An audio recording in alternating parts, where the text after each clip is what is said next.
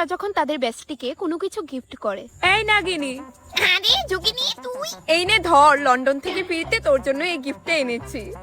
ও মাই god, এটা আমার জন্য। হ্যাঁ নে, এবার গিফটটা খুলে দেখ তো পছন্দ হয়েছে কিনা।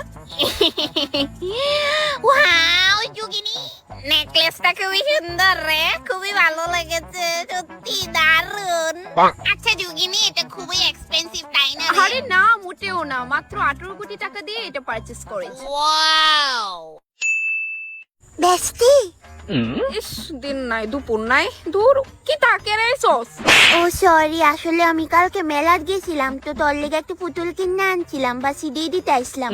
উমা তুই হেন গেলে দাঁড়াই রইছস, আয় নয় ব। আমি এই পুতুলটা স্পেশালি তোর লেগেই লইছি। টান্ডারা, কোসে কি দরকার ছিল পুতুলটা আনার? ভাল লাগছে নি বেস্টি? বেস্টি কেন যে আনতে গেল? ওই মা!